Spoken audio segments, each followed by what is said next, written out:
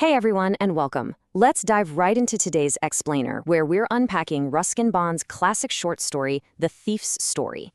Now, on the surface, you might think we're just looking at a simple, everyday heist tale.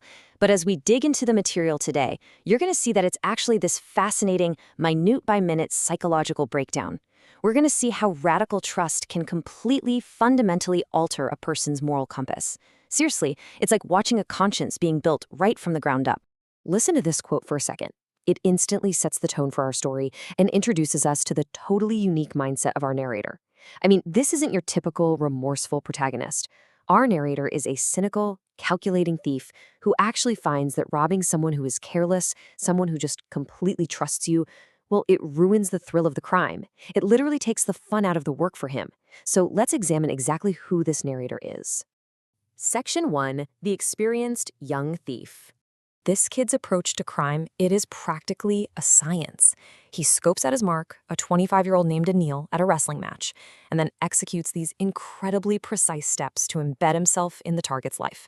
Step 1, hit him with flattery, telling Anil he looks like a wrestler. Step 2, boom, adopt a completely fake identity. He calls himself Hari Singh, and get this, he actually changes his name every single month just to stay one step ahead of the police and his former employers. Finally, step 3, he offers to work for Anil, even claiming he knows how to cook, which, spoiler alert, is another complete lie. He is just methodically setting a trap. Moving right along to Section 2, A Foundation of Trust. Think about these two characters standing side by side. It is a stark, almost poetic juxtaposition.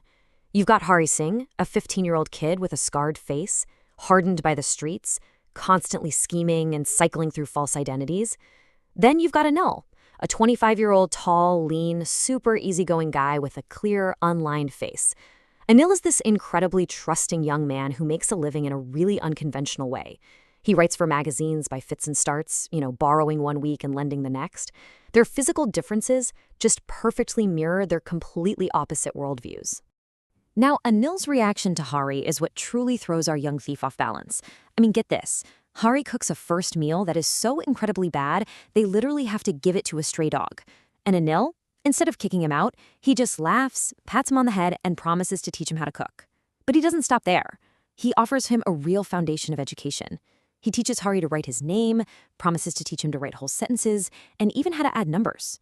Anil even turns a complete blind eye to the fact that Hari is skimming a profit of about ₹1 a day from the daily shopping supplies. Anil absolutely knows about the petty theft, but he simply doesn't mind. He's offering Hari with extraordinary, radical patience. So the absolutely crucial point here is how Hari processes all this kindness. You might be thinking, oh, the kid is touched and reformed. Nope. Actually, scratch that. It's the exact opposite.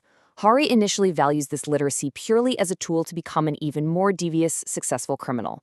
He looks at education as a way to ensure there's just no limit to what he can achieve in his illicit line of work. Make no mistake, he's still thinking exactly like a predator. Which brings us to Section 3, The Midnight Betrayal. Okay, so the plot thickens drastically when Anil comes home one evening with a small bundle of cash after finally selling a book to a publisher. Anil carelessly tucks the money right under his mattress while Hari watches, and we get a front-row seat to the young thief's intense psychological gymnastics.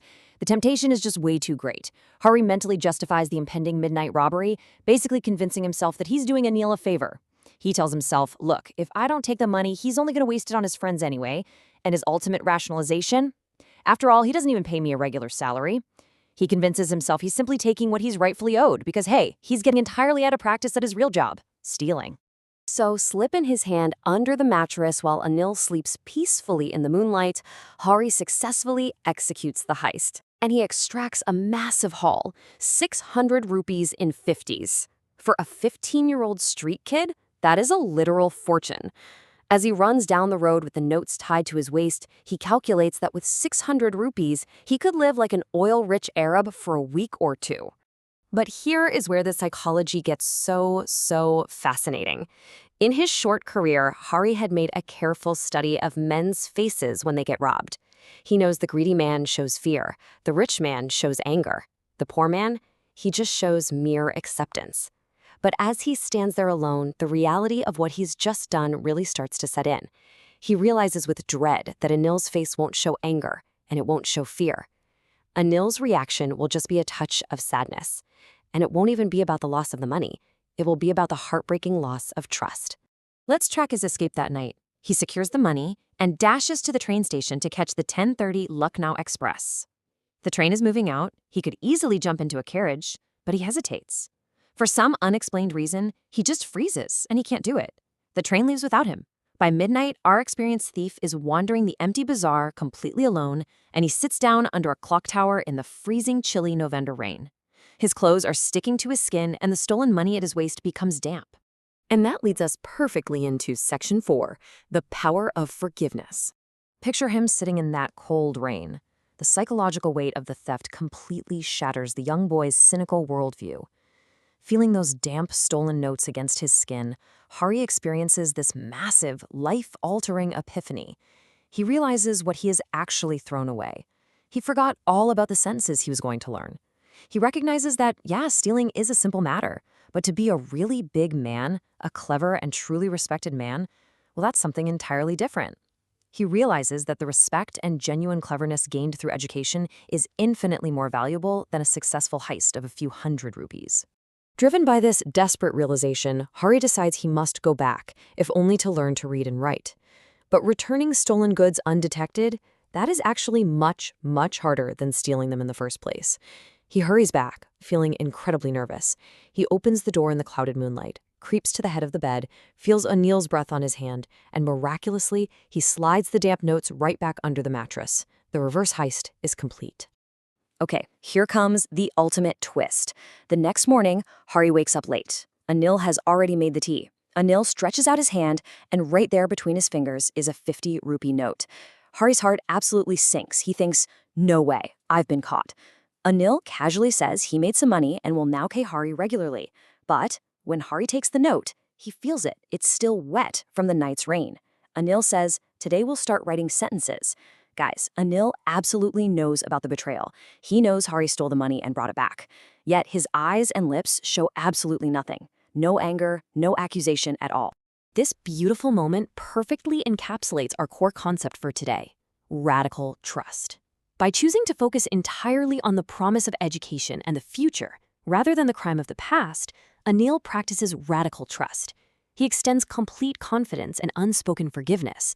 And this act of profound grace, that is what finally breaks through to the hardened teenager. Hari smiles at Anil in his most appealing way, but this time, the smile comes by itself. It's completely genuine, without any effort and without any deceit. So, as we wrap up today's explainer on the anatomy of a conscience, I want to leave you with a powerful question to chew on. We so often default to penalty and retribution when someone wrongs us, right? But when dealing with someone who has truly lost their way, does true reform actually come from punishment? Or have you ever been shown a radical trust that completely changed you? It's a profound thought to take with you today. Keep analyzing, keep learning, and I'll catch you in the next explainer.